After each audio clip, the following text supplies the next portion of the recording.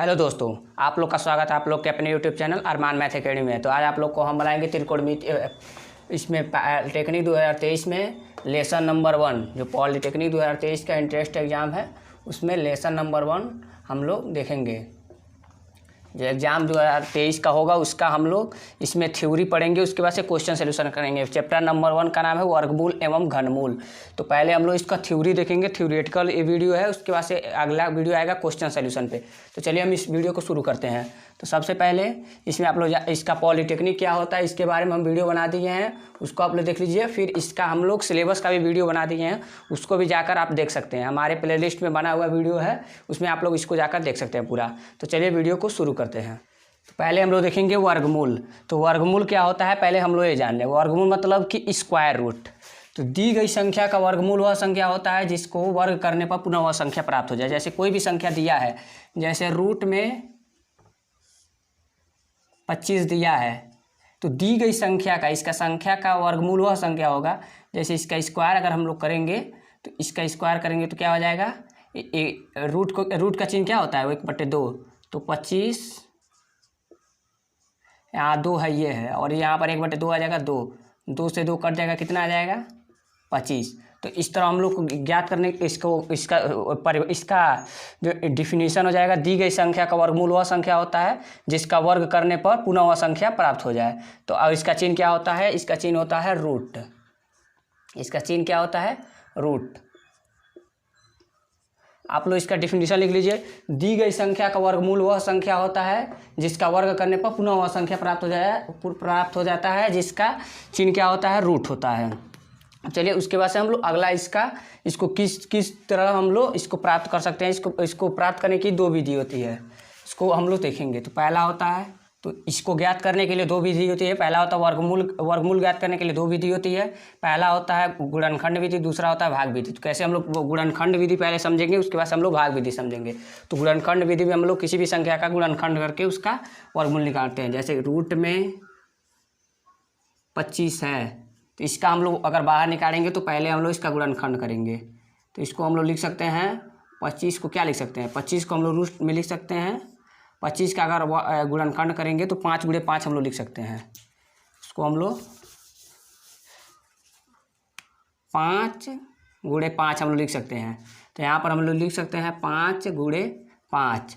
और रूट में अगर 2 संख्या रहता है तो एक संख्या क्या होता है, बाहर आ जाता है। तो यहाँ पर क्या हो गया, 5 बाहर आ गया। तो इसको आप लोग देख लिए गुणनखंड विधि। उसके बाद से हम लोग भाग विधि। तो चलिए हम लोग भाग विधि देखते हैं। तो भाग विधि कैसे होगा, पहले हम लोग इसका जोड़ा बनाएंगे पीछे से। तो यहाँ पर देखिए इसका 2 जोड़ा बन गया और ये छूट गया अकेले। तो पहले हम लोग इसका ऐसी संख्या का वर्ग निकालेंगे इससे कम हो जाए लेकिन ज़्यादा ना हो। तो अगर 2 का वर्ग क्या हो जाएगा 4, और फिर 3 अगर 2 का वर्ग करते हैं तो क्या हो जाएगा 4, और 3 का वर्ग करते हैं तो 9। तो 9 ज़्यादा हो जा रहा है तो हम लोग 2 लेंगे। तो यहाँ पर हम लोग लेंगे 2। अब जब 2 का गुणा 2 में होगा, यहाँ पर हम लिख देंगे 2 का गुणा 2 में होगा तो कितना आएगा 4। फिर यहाँ पर 2 उतर जाएगा, फिर यहाँ पर 2 और 5 पूरा जोड़ा उतर जाएगा। फिर यहाँ पर 2 हम लोग लिए थे तो यहाँ पर भी 2 हो जाएगा। तो फिर 2 जुड़ेगा, यहाँ पर जुड़ जाएगा, तो यहाँ पर हो जाएगा 4। इसके बाद हम लोग क्या करेंगे, फिर यहाँ पर ऐसी संख्या से भाग देंगे कि इसमें भी जोड़ें। जैसे इसमें अगर 0 जोड़ते हैं तो इसमें भी अगर 40 का गुणा 40 में करेंगे कि इतना आ जाए। तो हम लोग इससे गुणा करते हैं, हम लोग 5 जोड़ते हैं।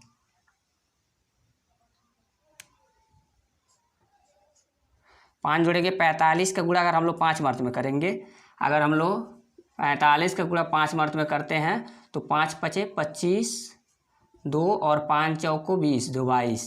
देखिए यहाँ पर 5 आ गया, जो हम लोग 5 यहाँ से लिखे थे वहाँ पर 5 आ गया।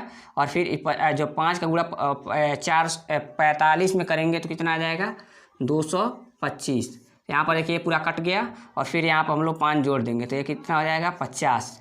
तो हम लोग यही वर्गमूल हो जाएगा। इसमें पहले क्या करते हैं हम लोग, पहले हम लोग जोड़ा बनाएंगे। तो जोड़ा बन गया, उसके बाद से आगे जितना बचा है उससे ऐसी संख्या का वर्ग निकालेंगे कि जो पूरा कट जाए या फिर कम ही रह जाए। तो यहाँ पर 2 का रह गया है, 3 का निकालेंगे, 3 का अगर वर्ग निकालते हैं तो कितना हो जाएगा 9, 9 ज़्यादा हो जाएगा 6 से।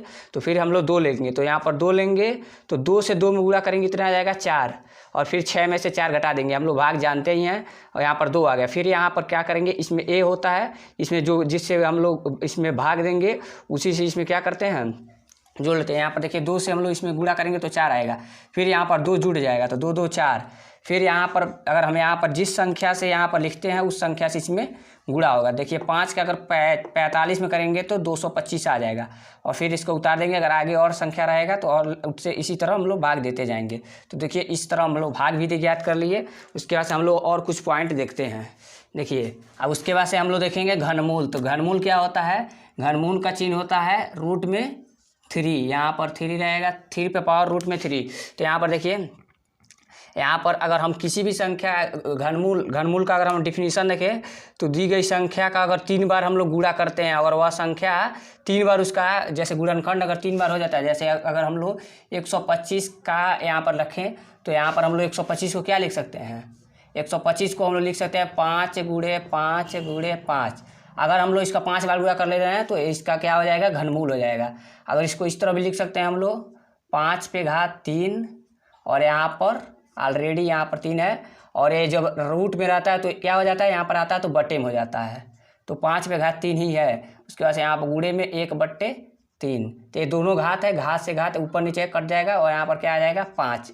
यहाँ से भी आ सकता है, अगर यहाँ पर डायरेक्ट हम लोग 5 लिख सकते हैं, फिर यहाँ पर भी हम लोग डायरेक्ट 5 लिख सकते हैं। तो इसका यह डिफिनीशन हो जाएगा कि दी गई संख्या का घनमूल वह संख्या जिसका 3 बार गुणा करने पर पुनः वह संख्या प्राप्त हो जाए। इसका भी निकालने की यही विधि होती है, बस गुणनखंड विधि या भाग विधि, यही होता है, दोनों विधि होता है। उसके बाद से हम लोग कुछ ट्रिक देखेंगे, 6-7 पॉइंट देखेंगे। तो पहले आप लोग इतना उतार लीजिए जितना। उसके बाद से हम लोग कुल 6 पॉइंट देखेंगे। तो पहला पॉइंट क्या है? पहला पॉइंट हम देखेंगे, जैसे कोई भी संख्या अगर सम संख्या का वर्गमूल रहेगा तो उसका वर्ग सम ही होगा, और विषम संख्या का वर्गमूल विषम ही होता है। जैसे अगर 2 का वर्ग निकालेंगे तो 2 का वर्ग क्या होता है? 4। अगर वही 3 का वर्ग निकालें तो 3 का वर्ग क्या हो जाएगा? 9। इस तरह अगर सम संख्या रहेगा तो सम संख्या, यहाँ पर 2 सम है तो सम ही वर्गमूल, अगर 3 विषम है तो विषम ही वर्ग होगा इसका। देखिए वर्ग या फिर वर्गमूल, अगर इसको ही रूट में कर दें तो क्या हो जाएगा? 2 हो जाएगा। तो यहाँ पर भी 2 आ गया, तो ये भी सम है। अगर हम लोग 16 का लेते हैं, 16 क्या है? सम है, तो इसका वर्ग अगर वर्गमूल निकालते हैं तो क्या आ जाएगा? 4, और इसका वर्ग निकालते हैं तो 256। तो ये भी क्या है? इसका अगर वर्ग करते हैं 256, और ये भी सब सम है। अगर यही विषम का ले ले 3 का वर्ग, 3 का वर्ग क्या हो जाएगा? 9, और फिर 9 का वर्ग क्या हो जाएगा? 81। तो यहाँ पर देखिए सब विषम ही आ रहा है। इस तरह हम लोग एक महत्वपूर्ण पॉइंट लिख सकते हैं कि किसी भी संख्या का अगर सम है तो उसका वर्ग सम ही होगा, और विषम है तो उसका वर्ग क्या हो जाएगा? विषम हो जाएगा। उसके बाद हम लोग दूसरा पॉइंट देखते हैं। पहले आप लोग इतना लिख लीजिएगा, पहले पॉइंट डालकर किसी भी संख्या का वर्गमूल सम होता है, और सम संख्या का वर्गमूल सम, और विषम संख्या का वर्गमूल विषम। उसके बाद हम लोग सेकेंड पॉइंट पर देखते हैं। तो सेकेंड पॉइंट पर क्या है? अगर कोई भी संख्या रूट में यक्स अगर 3 बार है, इस तरह कोई भी संख्या होता है, यक्स की जगह पर कोई भी संख्या हो सकता है, तो हम लोग इसको क्या लिख सकते हैं? यक्स पे पावर 2 पे घात n माइनस, अगर 3 बार है तो यहाँ पर 3 लिख सकते हैं, तो यहाँ पर हम लोग लिख सकते हैं n बार।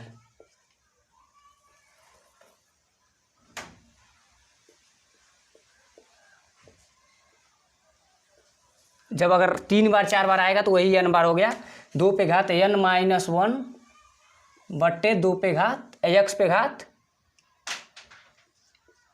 2 पे घात n, यही हम लोग का हो जाता है। इसका सूत्र होता है जो देखिए, अगर x के जगह पर हम लोग रख देते हैं 5 को अगर हम लिख देते हैं 3 बार,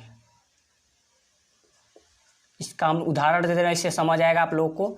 3 बार हम लिख दिए हैं, 5 पे रूट 3 बार लिखे हैं, तो इसको हम लोग लिख सकते हैं यक्स के जगह पर क्या है? 5, तो यहाँ पर लिख देंगे हम लोग 5 पे घात क्या है? 2 पे घात n, 2 पे घात n मतलब 2 पे घात 3 बार है तो 3 माइनस 1 पूरे का बट्टा 5 पे घात 2 पे घात 3।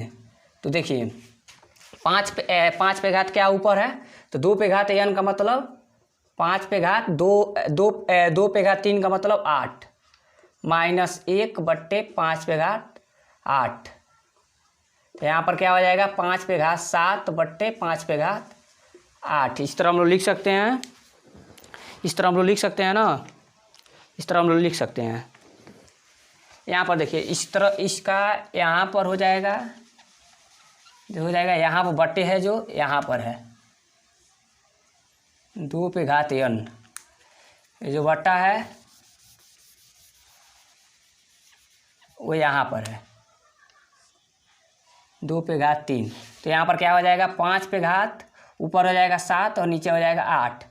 कभी भी अगर घात रहेगा तो इसका क्या हो जाएगा ऊपर नीचे क्रमागत रहेगा, ऊपर छोटा रहेगा नीचे क्या रहेगा बड़ा रहेगा। अगर यहीं पर 2 रहे 2 पे घात 3 रहेगा तो नीचे क्या रहेगा 4 रहेगा। इस तरह रहेगा क्रमागत, ऊपर छोटा रहेगा नीचे बड़ा रहेगा। इस तरह अगर बहुविकल्पी में आता है तो इसी तरह आता है, ऊपर छोटा रहेगा नीचे बड़ा रहेगा। तो इससे आप लोग आंसर से भी पता लगा सकते हैं। तो इसका सूत्र यही होगा। उसके बाद से हम लोग तीसरा पॉइंट देखते हैं। तो पहले उसके बाद से तीसरा पॉइंट है। तीसरा पॉइंट क्या है, अगर कोई भी संख्या हो रूट में x है प्लस रूट में x ए इन्फिनेटिव तक है, अनंत तक है, तो उसका आंसर क्या होगा। जैसे हम लोग इसका अगर 2 क्रमागत गुणनखंड करेंगे, जैसे हम लोग इसको उदाहरण में हम लोग समझते हैं, इसको देखिए। जैसे रूट में अगर 6 रहेगा, 6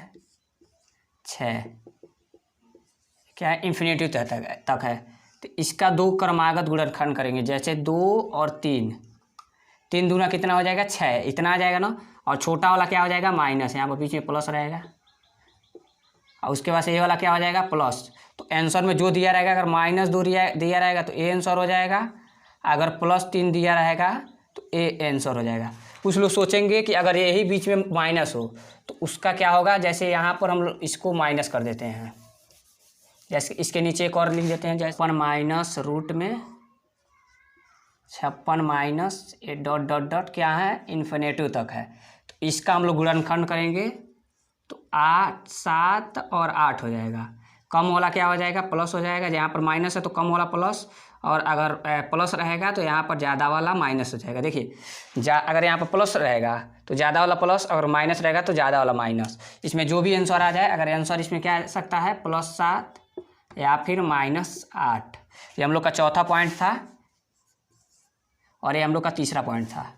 यहाँ पर क्या आ जाएगा 2 माइनस में और 3 प्लस में, ये हम लोग का आंसर हो जाएगा। यहाँ पर ए आंसर हो जाएगा। उसके बाद हम लोग पाँचवा पॉइंट लास्ट पॉइंट देखते हैं। तो पाँचवा पॉइंट क्या है, तो पाँचवा पॉइंट यह है किसी भी संख्या के अंत में, और कोई भी संख्या है इस तरह इन्फिनेटिव तक लिखा है, जैसे 2 5 7 8 9 12 इस तरह लिखा है। तो एक पूछेगा कि वर्ग है कि नहीं है, तो इसका आप लोग को बताना है वर्ग है कि नहीं है। इसको आप लोग कमेंट करके बताना है वर्ग है कि नहीं है। तो इसका वर्ग है, अगर कितना और बड़ा से बड़ा संख्या है उसका वर्ग है कि नहीं है, उसका सूत्र हम लोग को हम बता दे रहे हैं। जैसे किसी भी संख्या के अंत में 2 3 7 और सिंगल 0, 2 3 7 और सिंगल 0 आ जाएगा तो क्या हो जाएगा पूर्ण वर्ग नहीं होगा। और आपको बताना है इसमें कि 8 जो है इसके अंत में, किसी भी संख्या के अंत में 8 आता है तो पूर्ण वर्ग होगा कि नहीं होगा। इसको आप लोग क्या करना है, इसको कमेंट करना है।